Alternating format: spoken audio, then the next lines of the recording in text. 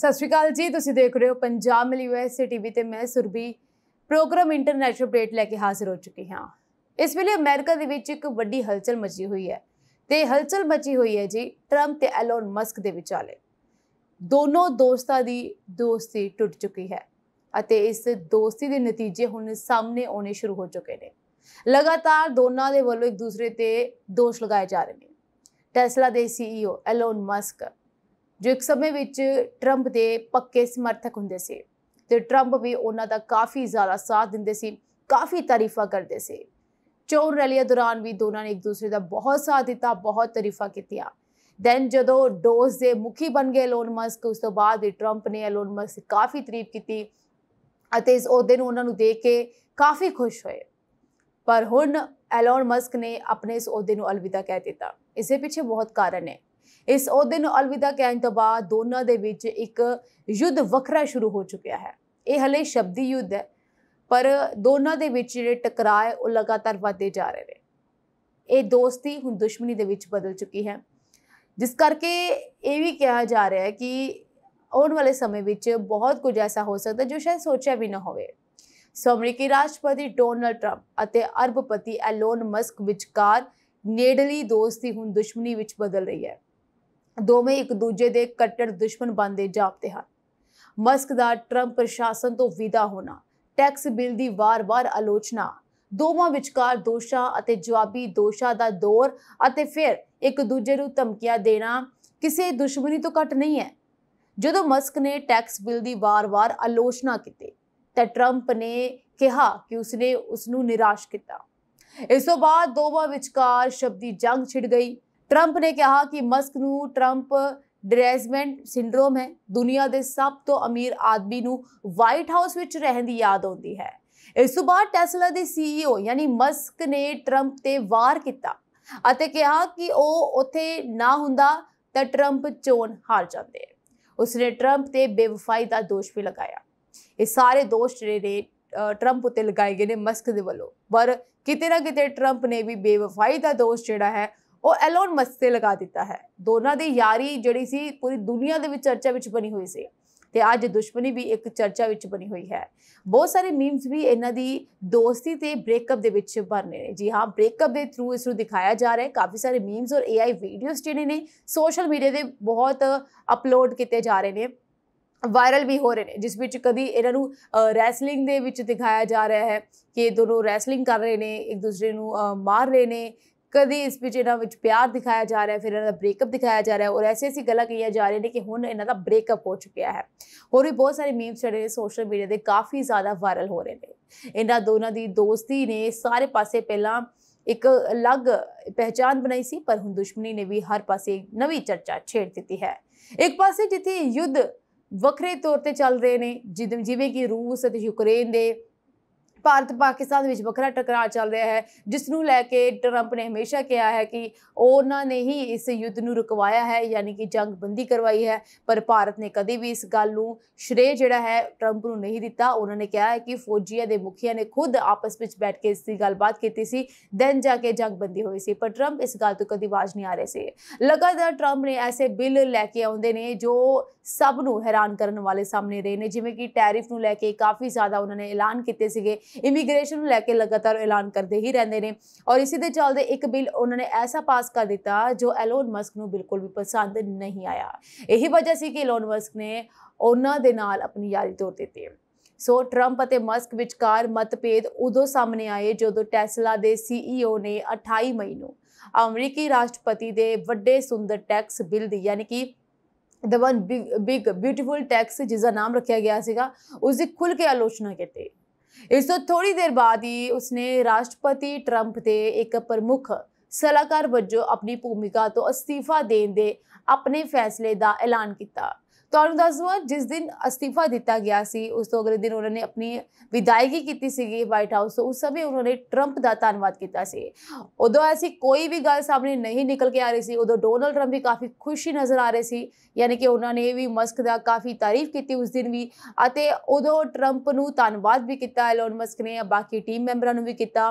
पर बाद विच ऐसा हो गया कि लगातार जो एलोन मस्क सी उन्होंने ट्रंप के उत्ते कुछ दोष लगाने शुरू कर दिते। ਇਸ ਦੇ ਨਾਲ ਹੀ ਅਮਰੀਕੀ ਰਾਜਨੀਤੀ ਵਿੱਚ ਸਭ ਤੋਂ ਵੱਧ ਚਰਚਿਤ ਜੋੜਾ ਟੁੱਟ ਗਿਆ, ਯਾਨੀ ਕਿ ਜਦੋਂ the one big beautiful bill ਜਿਹੜਾ ਪਾਸ ਕੀਤਾ ਗਿਆ, ਇਸ ਤੋਂ ਜਿਹੜੇ ਐਲੋਨ ਮਸਕ ਨਾਰਾਜ਼ ਹੋ ਗਏ। ਇਸ ਤੋਂ ਬਾਅਦ ਹੀ ਉਹਨਾਂ ਨੇ ਫੈਸਲਾ ਲਿਆ ਅਤੇ ਆਪਣਾ ਅਸਤੀਫਾ ਦੇ ਦਿੱਤਾ। ਮਸਕ ਨੇ ਟਰੰਪ ਦੇ ਘਰੇਲੂ ਏਜੰਡੇ ਨਾਲ ਸੰਬੰਧਿਤ ਬਿੱਲ ਦੀ ਫਿਰ ਆਲੋਚਨਾ ਕੀਤੀ ਬੁੱਧਵਾਰ ਨੂੰ ਅਤੇ ਇਸ ਨੂੰ ਘਿਨਾਉਣਾ ਕਿਹਾ। ਇਸ ਤੋਂ ਬਾਅਦ ਇੰਟਰਨੈਟ ਮੀਡੀਆ ਪਲੇਟਫਾਰਮ ਐਕਸ ਅਤੇ ਸੋਸ਼ਲ ਮੀਡੀਆ ਟਰੁਥ ਰਾਹੀਂ ਦੋਵਾਂ ਵਿਚਕਾਰ ਦੋਸ਼ਾਂ ਅਤੇ ਜਵਾਬੀ ਦੋਸ਼ਾਂ ਦਾ ਦੌਰ ਸ਼ੁਰੂ ਹੋ ਗਿਆ, ਯਾਨੀ ਕਿ ਦੋਨਾਂ ਨੇ ਸੋਸ਼ਲ ਮੀਡੀਆ ਰਾਹੀਂ ਇੱਕ ਦੂਸਰੇ ਦੇ ਦੋਸ਼ ਲਗਾਉਣੇ ਸ਼ੁਰੂ ਕਰ ਦਿੱਤੇ। ਪਿਛਲੇ ਸਾਲ ਰਾਸ਼ਟਰਪਤੀ ਚੋਣਾਂ ਦੌਰਾਨ ਦੋਵੇਂ ਨੇੜੇ ਆਏ ਸਨ ਅਤੇ ਟਰੰਪ ਨੇ ਉਹਨਾਂ ਨੂੰ ਸਰਕਾਰੀ ਕੁਸ਼ਲਤਾ ਵਿਭਾਗ ਦਾ ਮੁਖੀ ਬਣਾਇਆ, ਜਿਸ ਨੂੰ ਡੋਸ ਕਿਹਾ ਜਾਂਦਾ ਹੈ। ਮਸਕ ਨੇ ਟਰੰਪ ਦੀ ਰਾਸ਼ਟਰਪਤੀ ਉਮੀਦਵਾਰੀ ਦਾ ਸਮਰਥਨ ਕਰਨ ਲਈ $300 ਮਿਲੀਅਨ ਦਾ ਯੋਗਦਾਨ ਪਾਇਆ। ਇੱਕ ਹੋਰ ਕਾਰਨ ਇਹ ਵੀ ਹੈ ਕਿ ਐਲੋਨ ਮਸਕ ਆਪਣੇ ਭਰੋਸੇਮੰਦ ਜੈਰੇਡ ਇਸਹਾਕਮੈਨ ਨੂੰ ਅਮਰੀਕੀ ਪੁਲਾੜ ਏਜੰਸੀ ਨਾਸਾ ਦਾ ਪ੍ਰਸ਼ਾਸਕ ਨਿਯੁਕਤ ਕਰਨਾ ਚਾਹੁੰਦੇ ਸਨ, ਪਰ ਟਰੰਪ ਨੇ ਉਹਨਾਂ ਦੀ ਸਿਫਾਰਿਸ਼ ਨੂੰ ਨਜ਼ਰਅੰਦਾਜ਼ ਕਰ ਦਿੱਤਾ। ਮਸਕ ਦਾ ਮੰਨਣਾ ਸੀ ਕਿ ਜੇਕਰ ਇਸਹਾਕਮੈਨ ਨਾਸਾ ਦਾ ਪ੍ਰਸ਼ਾਸਕ ਬਣ ਜਾਂਦਾ ਹੈ ਤਾਂ ਉਹਨਾਂ ਦੀ ਕੰਪਨੀ ਸਪੇਸਐਕਸ ਨੂੰ ਵੀ ਇਸ ਦਾ ਫਾਇਦਾ ਹੋਵੇਗਾ, ਪਰ ਟਰੰਪ ਨੇ ਉਹਨਾਂ ਦੀ ਇਸ ਗੱਲ ਤੇ ਧਿਆਨ ਨਹੀਂ ਦਿੱਤਾ। ਇਹ ਵੀ ਇੱਕ ਵਜ੍ਹਾ ਸੀ ਕਿ ਮਸਕ ਟਰੰਪ ਤੋਂ ਨਾਰਾਜ਼ ਸੀਗੇ। ਇਸ ਕਰਕੇ ਮਸਕ ਵੱਲੋਂ ਕਿਹਾ ਜਾ ਰਿਹਾ ਕਿ ਟਰੰਪ ਨੇ ਬੇਵਫਾਈ ਕੀਤੀ ਹੈ। ਪਰ ਹੁਣ ਇੱਕ ਨਵੀਂ ਗੱਲ ਵੀ ਇੱਥੋਂ ਨਿਕਲ ਕੇ ਸਾਹਮਣੇ ਆ ਰਹੀ ਹੈ। ਜੀ ਹਾਂ, ਜਿੱਥੇ ਇੱਕ ਪਾਰਟੀ ਰਿਪਬਲਿਕਨ ਪਾਰਟੀ ਕਾਫੀ ਜ਼ਿਆਦਾ ਚਰਚਿਤ ਰਹੀ ਅਤੇ ਇਸ ਵਿੱਚ ਡੋਨਾਲਡ ਟਰੰਪ ਨੇ ਆਪਣੀ ਜਿੱਤ ਹਾਸਲ ਵੀ ਕੀਤੀ, ਪਰ ਉਧਰ ਹੀ ਮਸਕ ਜਿਹੜੇ ਨੇ ਇਸ ਪਾਰਟੀ ਤੋਂ ਹੁਣ ਅਲੱਗ ਹੋ ਚੁੱਕੇ ਨੇ ਤੇ ਹੁਣ ਇਹ ਗੱਲ ਚਰਚਾ ਦਾ ਵਿਸ਼ਾ ਬਣ ਰਹੀ ਹੈ ਕਿ ਮਸਕ ਜਿਹੜੇ ਨੇ ਆਪਣੀ ਨਵੀਂ ਪਾਰਟੀ ਦਾ ਐਲਾਨ ਕਰਨ ਵਾਲੇ ਨੇ। ਜੀ ਹਾਂ, ਅਗਰ ਅਮਰੀਕਾ ਵਿੱਚ ਨਵੀਂ ਪਾਰਟੀ ਬਣ ਜਾਂਦੀ ਹੈ ਤੇ ਇਹ ਬਹੁਤ ਹੀ ਦਿਲਚਸਪ ਹੋਵੇਗਾ। ਮਸਕ ਨੇ ਕਿਹਾ ਕਿ ਹੁਣ ਨਵੀਂ ਪਾਰਟੀ ਬਣਾਉਣ ਦਾ ਸਮਾਂ ਆ ਗਿਆ, ਜਦਕਿ ਮਸਕ ਦੇ ਪ੍ਰਮੁੱਖ ਸਮਰਥਕ ਇਆਨ ਮਾਈਲਸ ਨੇ ਉਹਨਾਂ ਦੀ ਐਕਸ ਪੋਸਟ ਦਾ ਸਮਰਥਨ ਕੀਤਾ ਅਤੇ ਟਰੰਪ ਦੇ ਮਹਾਦੋਸ਼ ਦੀ ਮੰਗ ਕੀਤੀ। ਇਸ ਦੌਰਾਨ ਮਸਕ ਨੇ ਅਮਰੀਕਾ ਵਿੱਚ ਇੱਕ ਨਵੀਂ ਰਾਜਨੀਤਿਕ ਪਾਰਟੀ ਦੀ ਜ਼ਰੂਰਤ ਬਾਰੇ ਇੱਕ ਵੱਡਾ ਬਿਆਨ ਦੇ ਦਿੱਤਾ ਹੈ। ਦਰਅਸਲ ਐਲੋਨ ਮਸਕ ਨੇ ਆਪਣੇ ਸੋਸ਼ਲ ਮੀਡੀਆ ਪਲੇਟਫਾਰਮ ਐਕਸ ਤੇ ਇੱਕ ਪੋਲ ਚਲਾਇਆ ਸੀਗਾ, ਜਿਸ ਵਿੱਚ ਉਸਨੇ ਪੁੱਛਿਆ ਕਿ ਅਮਰੀਕਾ ਵਿੱਚ ਇੱਕ ਨਵੀਂ ਰਾਜਨੀਤਿਕ ਪਾਰਟੀ ਬਣਾਈ ਜਾਣੀ ਚਾਹੀਦੀ ਹੈ ਕਿ ਨਹੀਂ। ਇਸ ਉੱਤੇ ਬਹੁਤ ਸਾਰੇ ਲੋਕਾਂ ਨੇ ਆਪਣੀ ਵੋਟਿੰਗ ਕੀਤੀ। ਹੁਣ ਉਸਨੇ ਇਸ ਪੋਲ ਦੇ ਨਤੀਜੇ ਜੋ ਨੇ ਪ੍ਰਗਟ ਕੀਤੇ ਨੇ ਅਤੇ ਕਿਹਾ ਕਿ 80% ਲੋਕਾਂ ਨੇ ਸਮਰਥਨ ਵਿੱਚ ਵੋਟ ਦਿੱਤੀ ਹੈ, ਯਾਨੀ ਕਿ 80% ਲੋਕ ਚਾਹੁੰਦੇ ਨੇ ਕਿ ਅਮਰੀਕਾ ਵਿੱਚ ਨਵੀਂ ਪਾਰਟੀ ਬਣਾਈ ਜਾਵੇ। ਮਸਕ ਦੇ ਇਸ ਪੋਲ ਵਿੱਚ 54.30 ਲੱਖ ਲੋਕਾਂ ਨੇ ਹਿੱਸਾ ਲਿਆ। ਨਾਲ ਹੀ 19% ਲੋਕਾਂ ਨੇ ਮਸਕ ਦੇ ਬਿਆਨ ਨੂੰ ਰੱਦ ਕਰ ਦਿੱਤਾ। ਮਸਕ ਨੇ ਐਕਸ ਤੇ ਲਿਖਿਆ ਕਿ ਜਨਤਾ ਨੇ ਆਪਣਾ ਫੈਸਲਾ ਦੇ ਦਿੱਤਾ ਹੈ। ਅਮਰੀਕਾ ਨੂੰ ਇੱਕ ਨਵੀਂ ਰਾਜਨੀਤਿਕ ਪਾਰਟੀ ਦੀ ਲੋੜ ਹੈ ਜੋ ਮੱਧਮ ਵਰਗੀ 80% ਲੋਕਾਂ ਦੀ ਨੁਮਾਇੰਦਗੀ ਕਰੇ ਅਤੇ ਬਿਲਕੁਲ 80% ਲੋਕਾਂ ਨੇ ਹੀ ਇਸ ਦਾ ਸਮਰਥਨ ਕੀਤਾ ਹੈ। ਇਸ ਤੋਂ ਬਾਅਦ ਉਸਨੇ ਇੱਕ ਹੋਰ ਪੋਸਟ ਵਿੱਚ ਸਿਰਫ ਇਹ ਲਿਖਿਆ, ਦ ਅਮਰੀਕਾ ਪਾਰਟੀ। ਮਸਕ ਦੁਆਰਾ ਸੁਝਾਈ ਗਈ ਅਮਰੀਕਾ ਪਾਰਟੀ ਅਜੇ ਵੀ ਸਿਰਫ ਇੱਕ ਵਿਚਾਰ ਹੈ, ਕਿਉਂਕਿ ਇਹ ਸਿਰਫ ਇੱਕ ਅੰਦਾਜ਼ਾ ਲਗਾਇਆ ਗਿਆ ਹੈ ਕਿ ਅਮਰੀਕਾ ਦੇ ਲੋਕਾਂ ਨੂੰ ਨਵੀਂ ਪਾਰਟੀ ਦੀ ਜ਼ਰੂਰਤ ਹੈ ਕਿ ਨਹੀਂ ਹੈ, ਪਰ ਇਸ ਗੱਲ ਦਾ ਹਲੇ ਕੋਈ ਐਲਾਨ ਨਹੀਂ ਕੀਤਾ ਗਿਆ ਕਿ ਮਸਕ ਵੱਲੋਂ ਕੋਈ ਨਵੀਂ ਪਾਰਟੀ ਬਣਾਈ ਜਾ ਰਹੀ ਹੈ। ਫਿਲਹਾਲ ਮਸਕ ਨੇ ਜਸਟ ਇਹ ਚੈੱਕ ਕੀਤਾ ਕਿ ਕਿੰਨੇ ਲੋਕ ਇਹ ਚਾਹੁੰਦੇ ਨੇ ਕਿ ਪਾਰਟੀ ਬਣਾਈ ਜਾਵੇ, ਜਿਸ ਵਿੱਚ 80% ਲੋਕਾਂ ਨੇ ਇਸ ਲਈ ਸਮਰਥਨ ਦਿੱਤਾ ਹੈ, ਵੋਟ ਪਾਈ ਹੈ ਕਿ ਪਾਰਟੀ ਬਣਾਈ ਜਾਣੀ ਚਾਹੀਦੀ ਹੈ। ਹਾਂ, ਇਸ ਤੋਂ ਬਾਅਦ ਐਲੋਨ ਮਸਕ ਕੋਈ ਫੈਸਲਾ ਲੈਂਦੇ ਨੇ ਜਾਂ ਆਪਣੀ ਕੋਈ ਪਾਰਟੀ ਬਣਾਉਂਦੇ ਨੇ, ਇਹ ਵੱਖਰੀ ਗੱਲ ਹੈ। ਇਹ ਫਿਰ ਅਲੱਗ ਚੀਜ਼ ਹੋ ਜਾਏਗੀ ਅਮਰੀਕਾ ਦੇ ਵਿੱਚ, ਜੋ ਕਿ ਟਰੰਪ ਨੂੰ ਕਾਫੀ ਭਾਰੀ ਵੀ ਪੈ ਸਕਦੀ ਹੈ। ਅਮਰੀਕੀ ਰਾਜਨੀਤੀ ਵਿੱਚ ਇੱਕ ਨਵੇਂ ਯੁੱਗ ਦੀ ਸ਼ੁਰੂਆਤ ਦੇ ਸੰਕੇਤ ਵਜੋਂ ਦੇਖਿਆ ਜਾ ਰਿਹਾ ਹੈ ਇਸ ਨੂੰ, ਖਾਸ ਕਰਕੇ ਜਦੋਂ ਮਸਕ ਦੀ ਸੋਸ਼ਲ ਮੀਡੀਆ ਪਹੁੰਚ ਅਤੇ ਪ੍ਰਭਾਵ ਦਿਨੋਂ ਦਿਨ ਵਧ ਰਿਹਾ ਹੈ। ਮਸਕ ਦੇ ਐਕਸ ਉੱਤੇ 20 ਕਰੋੜ ਤੋਂ ਵੱਧ ਫਾਲੋਅਰਸ ਹਨ। ਟਰੰਪ ਨੇ ਜਵਾਬੀ ਹਮਲਾ ਕਰਦਿਆਂ ਟਰੁਥ ਸੋਸ਼ਲ ਤੇ ਮਸਕ ਨੂੰ ਗੱਦਾਰ ਵੀ ਕਿਹਾ ਅਤੇ ਚੇਤਾਵਨੀ ਦਿੱਤੀ ਕਿ ਉਸ ਵਿਰੁੱਧ ਕਾਰਵਾਈ ਕੀਤੀ ਜਾ ਸਕਦੀ ਹੈ। ਉਹਨਾਂ ਨੇ ਕਿਹਾ ਕਿ ਬਜਟ ਵਿੱਚ ਅਰਬਾਂ ਡਾਲਰ ਬਚਾਉਣ ਦਾ ਸਭ ਤੋਂ ਆਸਾਨ ਤਰੀਕਾ ਹੈ ਐਲੋਨ ਮਸਕ ਦੀਆਂ ਸਰਕਾਰੀ ਸਬਸਿਡੀਆਂ ਅਤੇ ਇਕਰਾਰਨਾਮਿਆਂ ਨੂੰ ਰੋਕਣਾ। ਇਹ ਚੇਤਾਵਨੀ ਜੋ ਹੈ ਬਾਰ-ਬਾਰ ਜੋ ਟਰੰਪ ਵੱਲੋਂ ਦਿੱਤੀ ਗਈ ਹੈ ਐਲੋਨ ਮਸਕ ਨੂੰ। ਇਸ ਦੇ ਨਾਲ ਐਲੋਨ ਮਸਕ ਨੇ ਕਿਹਾ ਕਿ ਉਸਦੀ ਸਪੇਸਐਕਸ ਕੰਪਨੀ ਡਰੈਗਨ ਕੈਪਸੂਲ ਨੂੰ ਤੁਰੰਤ ਵਾਪਸ ਲੈ ਲਵੇਗੀ। ਇਸ ਕੈਪਸੂਲ ਦੀ ਵਰਤੋਂ ਪੁਲਾੜ ਯਾਤਰੀਆਂ ਦੀ ਆਵਾਜਾਈ ਅਤੇ ਅੰਤਰਰਾਸ਼ਟਰੀ ਪੁਲਾੜ ਸਟੇਸ਼ਨ ਤੱਕ ਅਤੇ ਆਉਣ ਜਾਣ ਲਈ ਲੌਜਿਸਟਿਕ ਦੀ ਸਪਲਾਈ ਲਈ ਕੀਤੀ ਜਾਂਦੀ ਹੈ। ਨਾਸਾ ਆਪਣੇ ਕਈ ਪ੍ਰੋਗਰਾਮਾਂ ਲਈ ਸਪੇਸਐਕਸ ਤੇ ਵੀ ਨਿਰਭਰ ਕਰਦਾ ਹੈ। ਹਾਲਾਂਕਿ ਮਸਕ ਨੇ ਬਾਅਦ ਵਿੱਚ ਇਸ ਧਮਕੀ ਨੂੰ ਵਾਪਸ ਲੈ ਲਿਆ ਸੀਗਾ, ਕਿਉਂਕਿ ਉਸ ਨੂੰ ਲੱਗਾ ਹੋਏਗਾ ਕਿ ਸ਼ਾਇਦ ਇਹ ਧਮਕੀ ਜ਼ਿਆਦਾ ਹੋ ਸਕਦੀ ਹੈ, ਜਿਸ ਨਾਲ ਵੱਡਾ ਨੁਕਸਾਨ ਹੋ ਸਕਦਾ ਹੈ। ਇਸ ਸਭ ਦੇ ਵਿਚਾਲੇ ਐਲੋਨ ਮਸਕ ਨੂੰ ਭਾਰੀ ਨੁਕਸਾਨ ਵੀ ਹੋਇਆ ਹੈ। ਐਸੀ ਕੋਈ ਗੱਲ ਨਹੀਂ ਹੈ ਕਿ ਉਹਨਾਂ ਦੇ ਇਸ ਵਿੱਚ ਬਹੁਤ ਫਾਇਦਾ ਹੋਇਆ ਹੋਵੇ। ਇਸ ਤੋਂ ਬਾਅਦ ਉਹਨਾਂ ਦੇ ਟੈਸਲਾ ਦੇ ਸ਼ੇਅਰਸ ਜੋ ਸੀ ਉਸ ਵਿੱਚ ਭਾਰੀ ਗਿਰਾਵਟ ਦੇਖਣ ਨੂੰ ਮਿਲੀ। ਟਰੰਪ ਨਾਲ ਵਿਗੜਦੇ ਸਬੰਧਾਂ ਦਾ ਖਮਿਆਜਾ ਮਸਕ ਦੀ ਕੰਪਨੀ ਟੈਸਲਾ ਨੂੰ ਭੁਗਤਣਾ ਪੈ ਰਿਹਾ ਹੈ। ਇਲੈਕਟ੍ਰਿਕ ਵਾਹਨ ਨਿਰਮਾਤਾ ਦੇ ਸ਼ੇਅਰ ਵੀਰਵਾਰ ਨੂੰ 14% ਤੱਕ ਡਿੱਗ ਗਏ। ਇਸ ਗਿਰਾਵਟ ਦੇ ਕਾਰਨ ਟੈਸਲਾ ਦੀ ਮਾਰਕੀਟ ਪੂੰਜੀ ਇੱਕ ਦਿਨ ਵਿੱਚ $150 ਬਿਲੀਅਨ ਘਟ ਗਈ। ਇਸ ਤੋਂ ਪਹਿਲਾਂ ਟਰੰਪ ਨੇ ਕਿਹਾ ਸੀ ਕਿ ਮਸਕ ਦੇ ਵਿਰੋਧ ਦਾ ਕਾਰਨ ਟੈਕਸ ਬਿੱਲ ਵਿੱਚ ਇਲੈਕਟ੍ਰੀਕਲ ਵਾਹਨ ਲਈ ਖਪਤਕਾਰ ਟੈਕਸ ਕ੍ਰੈਡਿਟ ਨੂੰ ਖਤਮ ਕਰਨ ਦਾ ਪ੍ਰਸਤਾਵ ਸੀ। ਇਸ ਤੇ ਇਲੈਕਟ੍ਰੀਕਲ ਵਾਹਨ ਨਿਰਮਾਣ ਕੰਪਨੀ ਟੈਸਲਾ ਦੇ CEO ਮਸਕ ਨੇ ਕਿਹਾ ਕਿ ਉਹ ਇਸ ਬਿੱਲ ਦਾ ਵਿਰੋਧ ਕਰਦੇ ਹਨ ਕਿਉਂਕਿ ਇਹ ਸੰਘੀ ਘਾਟੇ ਨੂੰ ਵਧਾਏਗਾ।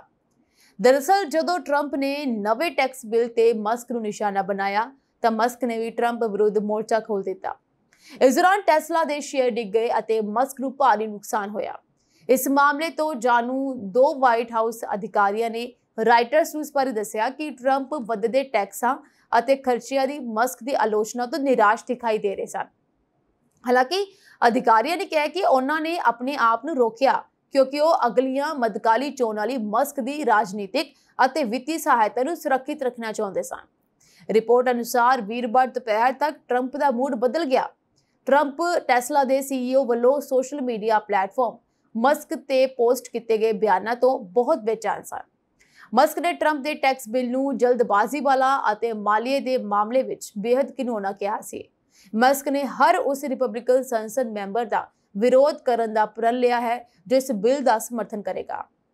ਉਹਨਾਂ ਨੇ ਕਿਹਾ ਕਿ ਇਹ ਬਿੱਲ ਟਰੰਪ ਦੀਆਂ ਬਹੁਤ ਸਾਰੀਆਂ ਤਰਜੀਹਾਂ ਨੂੰ ਪੂਰਾ ਕਰੇਗਾ।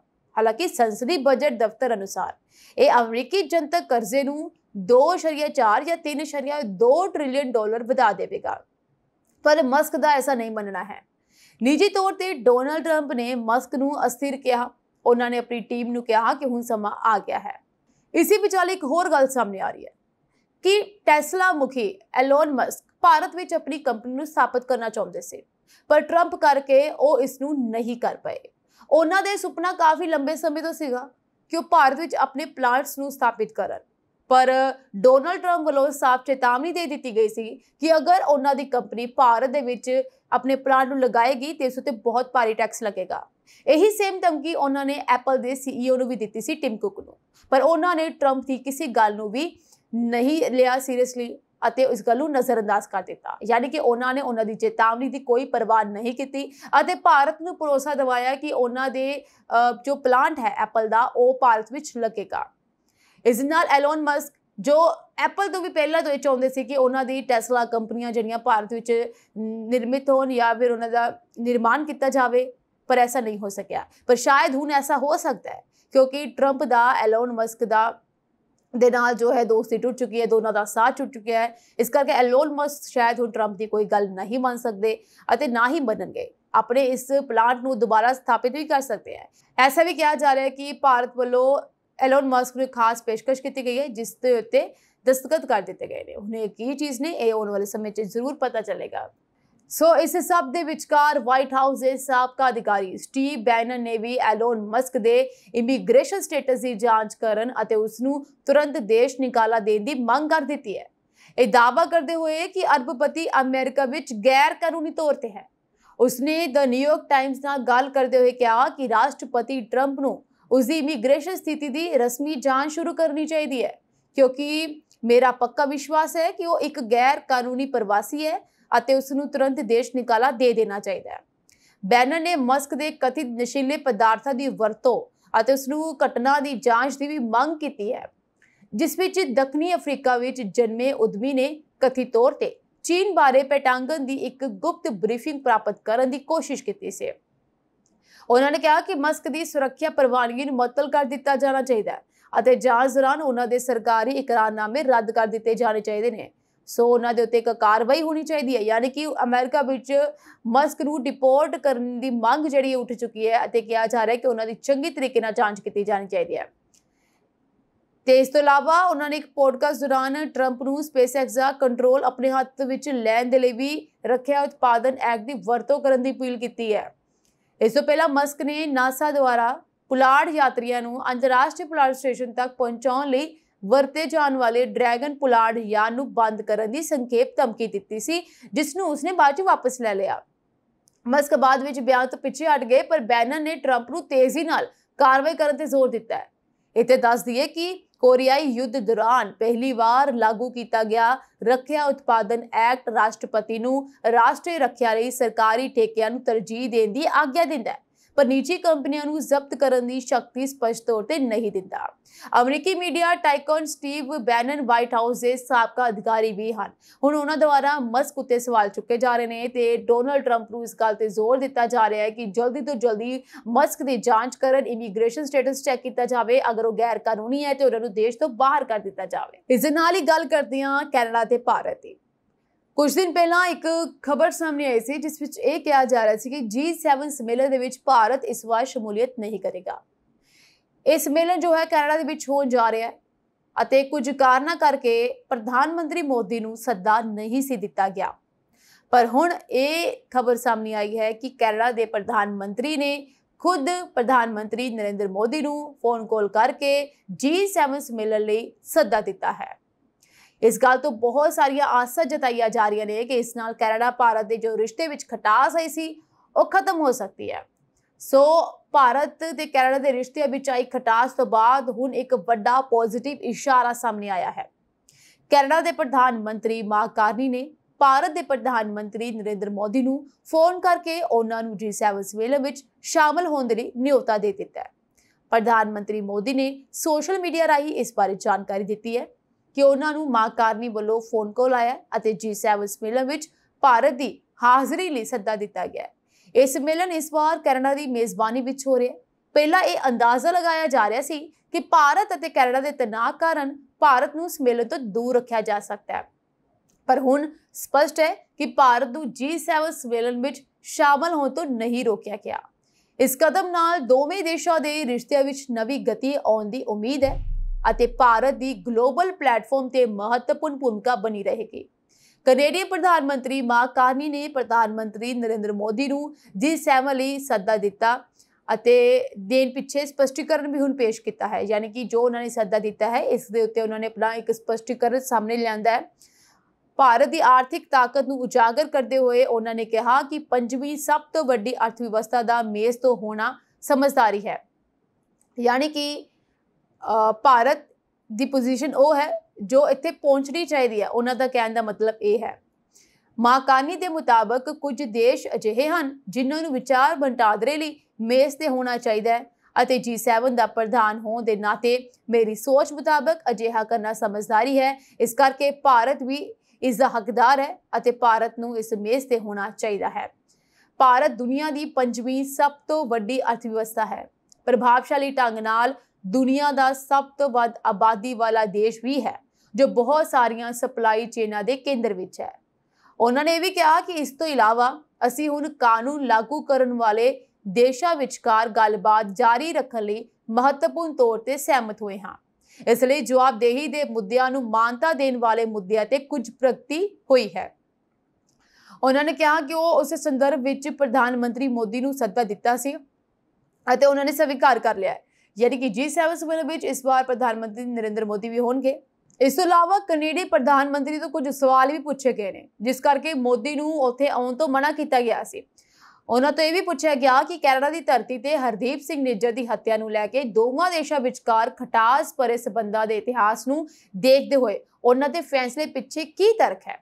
ਇਸ ਦੇ ਜਵਾਬ ਵਿੱਚ ਉਹਨਾਂ ਨੇ ਕਿਹਾ ਹੈ ਕਿ ਸਭ ਤੋਂ ਪਹਿਲਾਂ ਕੈਨੇਡਾ ਵਿੱਚ ਇੱਕ ਕਾਨੂੰਨੀ ਪ੍ਰਕਿਰਿਆ ਚੱਲ ਰਹੀ ਹੈ ਅਤੇ ਉਹਨਾਂ ਕਾਨੂੰਨੀ ਪ੍ਰਕਿਰਿਆਵਾਂ ਦੇ ਸੰਬੰਧ ਵਿੱਚ ਕਿਸੇ ਵੀ ਤਰ੍ਹਾਂ ਦੀ ਟਿੱਪਣੀ ਕਰਨਾ ਕਦੇ ਵੀ ਉਚਿਤ ਨਹੀਂ ਹੈ। ਦੂਜੇ ਪਾਸੇ ਪ੍ਰਧਾਨ ਮੰਤਰੀ ਨਰਿੰਦਰ ਮੋਦੀ ਨੇ G7 ਸੱਦਾ ਸਵੀਕਾਰ ਕੀਤਾ ਹੈ ਅਤੇ ਭਰੋਸਾ ਦਿੱਤਾ ਹੈ ਕਿ ਭਾਰਤ ਅਤੇ ਕੈਨੇਡਾ ਆਪਸੀ ਸਤਿਕਾਰ ਅਤੇ ਸਾਂਝੇ ਹਿੱਤਾਂ ਦੁਆਰਾ ਸੇਧਿਤ ਨਵੇਂ ਜੋਸ਼ ਨਾਲ ਮਿਲ ਕੇ ਕੰਮ ਕਰਨਗੇ। ਉਸਨੇ ਇੱਕ ਟਵੀਟ ਵਿੱਚ ਕਿਹਾ, ਕੈਨੇਡਾ ਦੇ ਪ੍ਰਧਾਨ ਮੰਤਰੀ ਦਾ ਫੋਨ ਸੁਣ ਕੇ ਖੁਸ਼ੀ ਹੋਈ। ਉਹਨਾਂ ਨੂੰ ਉਹਨਾਂ ਦੀ ਹਾਲੀਆ ਚੋਣ ਜਿੱਤ ਤੇ ਵਧਾਈ ਦਿੱਤੀ ਅਤੇ ਇਸ ਮਹੀਨੇ ਦੇ ਅੰਤ ਵਿੱਚ ਹੋਣ ਵਾਲੇ G7 ਸੰਮੇਲਨ ਲਈ ਸੱਦਾ ਦੇਣ ਲਈ ਉਹਨਾਂ ਦਾ ਧੰਨਵਾਦ ਕੀਤਾ। ਡੂੰਘੇ ਸਬੰਧਾਂ ਨਾਲ ਬੱਝੇ ਜੀਵੰਤ ਲੋਕਤੰਤਰ ਦੇ ਰੂਪ ਵਿੱਚ ਭਾਰਤ ਅਤੇ ਕੈਨੇਡਾ ਆਪਸੀ ਸਤਿਕਾਰ ਅਤੇ ਸਾਂਝੇ ਹਿੱਤਾਂ ਦੁਆਰਾ ਨਿਰਦੇਸ਼ਿਤ ਨਵੇਂ ਜੋਸ਼ ਨਾਲ ਮਿਲ ਕੇ ਕੰਮ ਕਰਨ ਲਈ ਬਿਲਕੁਲ ਤਿਆਰ ਨੇ। ਸੰਮੇਲਨ ਵਿੱਚ ਸਾਡੀ ਮੁਲਾਕਾਤ ਦੀ ਉਡੀਕ ਹੈ। ਇਹ ਸਭ ਕੁਝ ਲਿਖਿਆ ਹੈ ਪ੍ਰਧਾਨ ਮੰਤਰੀ ਨਰਿੰਦਰ ਮੋਦੀ ਨੇ। ਉਧਰ ਗੱਲ ਕਰਾਂ ਜੇ ਮੈਂ ਜਸਟਿਨ ਟਰੂਡੋ ਦੀ। ਜਸਟਿਨ ਟਰੂਡੋ ਦੇ ਕਾਰਜਕਾਲ ਦੌਰਾਨ ਭਾਰਤ ਅਤੇ ਕੈਨੇਡਾ ਦੇ ਸੰਬੰਧ ਜਿਹੜੇ ਬਹੁਤ ਖਰਾਬ ਹੋਏ। ਦੋਨਾਂ ਦੇਸ਼ਾਂ ਵਿੱਚ ਖਟਾਸ ਜਸਟਿਨ ਟਰੂਡੋ ਦੇ ਹੁੰਦੇ ਹੋਏ ਸ਼ਾਮਿਲ ਹੋਈ ਸੀ ਜਾਂ ਪੈਦਾ ਹੋਈ ਸੀ। ਜਸਟਿਨ ਟਰੂਡੋ ਦੇ ਕਾਰਜਕਾਲ ਦੌਰਾਨ ਕੈਨੇਡਾ ਨਾਲ ਭਾਰਤ ਦੇ ਸੰਬੰਧਾਂ ਵਿੱਚ ਖਟਾਸ ਇੰਨੀ ਜ਼ਿਆਦਾ ਵੱਧ ਗਈ ਸੀ ਕਿ ਦੋਨਾਂ ਦੇ ਰਿਸ਼ਤੇ ਪੂਰੇ ਤਰੀਕੇ ਨਾਲ ਖਰਾਬ ਹੋ ਸਕੇ ਸੀ, ਜਿਸ ਦਾ ਮੁੱਖ ਕਾਰਨ ਸੀ ਕੈਨੇਡਾ ਦੇ ਵਿੱਚ ਖਾਲਿਸਤਾਨੀ ਵੱਖਵਾਦੀਆਂ ਦੀਆਂ ਗਤੀਵਿਧੀਆਂ ਵਰਗੇ ਮੁੱਦੇ। ਕੈਨੇਡਾ ਦੇ ਵੱਲੋਂ 15 ਤੇ 17 ਜੂਨ ਤੱਕ ਆਯੋਜਿਤ ਹੋਣ ਵਾਲੇ ਆਗਾਮੀ G7 ਸੰਮੇਲਨ ਵਿੱਚ France, Germany, Italy, UK, Japan, America ਅਤੇ ਕੈਨੇਡਾ ਸਮੇਤ ਦੁਨੀਆ ਦੇ ਪ੍ਰਮੁੱਖ ਉਦਯੋਗਿਕ ਦੇਸ਼ਾਂ ਨੂੰ ਇਕੱਠਾ ਕੀਤਾ ਜਾਵੇਗਾ।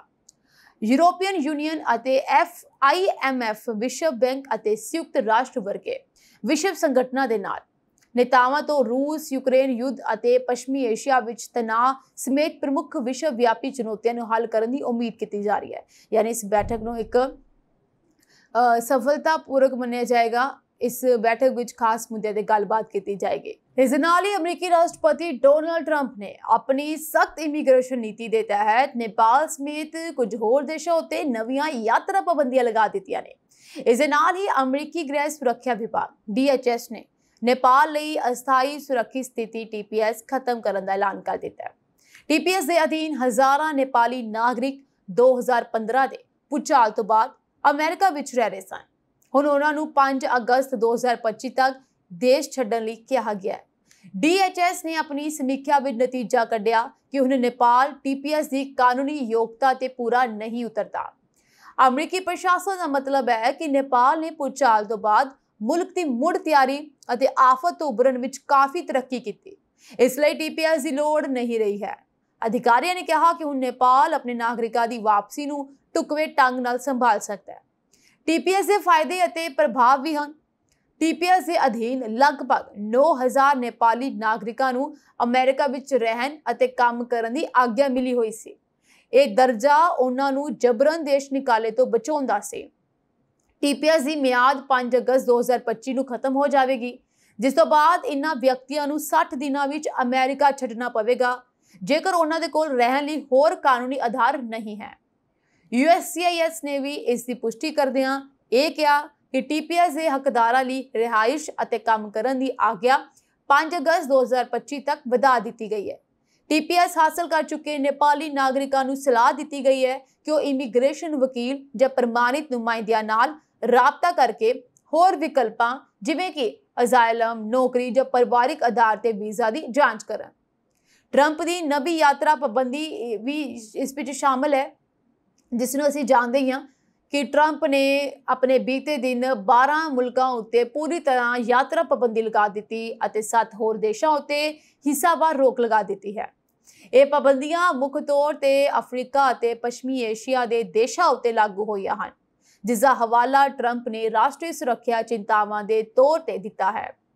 ਪਰ ਇੱਕ ਹੋਰ ਖਾਸ ਗੱਲ ਇਸ ਵਿੱਚ ਇਹ ਹੈ ਕਿ ਡੋਨਾਲਡ ਟਰੰਪ ਨੇ ਆਪਣੇ 12 ਦੇਸ਼ਾਂ ਦੇ ਉੱਤੇ ਪਾਬੰਦੀ ਤਾਂ ਲਗਾਈ, ਪਰ ਹੁਣ ਇਸ ਨੂੰ ਵਿਵਾਦਪੂਰਨ ਕਦਮ ਕਿਹਾ ਜਾ ਰਿਹਾ ਹੈ।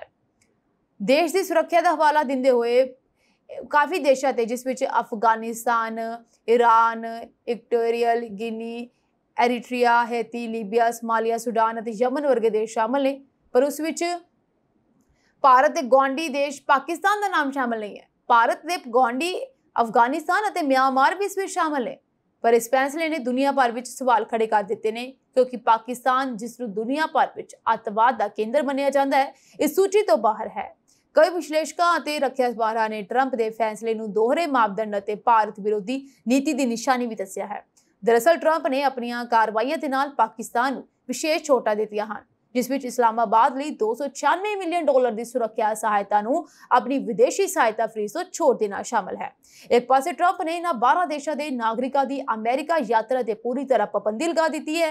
ਦੂਜੇ ਪਾਸੇ ਉਸ ਨੂੰ ਪਾਕਿਸਤਾਨ ਨੂੰ ਇਸ ਸੂਚੀ ਵਿੱਚੋਂ ਬਾਹਰ ਕਰ ਦਿੱਤਾ ਹੈ, ਜਿਸ ਨੂੰ ਟਰੰਪ ਪ੍ਰਸ਼ਾਸਨ ਪਹਿਲਾਂ ਉਸਾਮਾ ਬਿਨ ਲਾਦੇਨ ਨੂੰ ਪਨਾਹ ਦੇਣ ਵਾਲਾ ਦੇਸ਼ ਦੱਸ ਚੁੱਕੇ ਹਨ।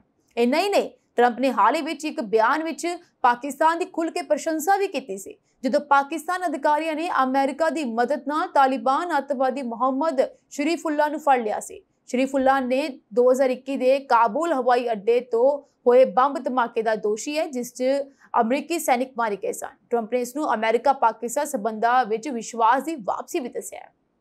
ਸੋ ਇਹ ਕਿਹਾ ਜਾ ਰਿਹਾ ਕਿ ਟਰੰਪ ਜਿਹੜੇ ਨੇ ਹੁਣ ਆਪਣੀ ਗੱਲਾਂ ਤੋਂ ਮੁਕਰਦੇ ਹੋਏ ਨਜ਼ਰ ਆ ਰਹੇ ਨੇ ਤੇ ਪਾਕਿਸਤਾਨ ਜਿਸ ਵਿੱਚ ਸਭ ਤੋਂ ਜ਼ਿਆਦਾ ਅੱਤਵਾਦ ਹੈ ਇਸ ਤੋਂ ਕਲੀਨ ਚਿੱਟ ਦੇ ਦਿੱਤੀ ਗਈ ਹੈ। ਸੋ ਇਹ ਸਾਂਝੀ ਅੱਜ ਦੇ ਪ੍ਰੋਗਰਾਮ ਇੰਟਰਨੈਸ਼ਨਲ ਅਪਡੇਟ ਵਿੱਚ ਕੁਝ ਖਾਸ ਅਪਡੇਟਸ ਹੋਰ ਅਪਡੇਟਸ ਲੈ ਕੇ ਮੈਂ ਸੁਰਭੀ ਫਿਰ ਤੋਂ ਹਾਜ਼ਰ ਹੋਵਾਂਗੀ। ਤੁਸੀਂ ਬਨੇ ਰਹੋ ਜੀ ਸਾਡੇ ਚੈਨਲ ਪੰਜਾਬ ਮਿਲ USA TV ਦੇ ਨਾਲ। ਤੁਹਾਡੇ ਸਭ ਦਾ ਬਹੁਤ ਬਹੁਤ ਧੰਨਵਾਦ।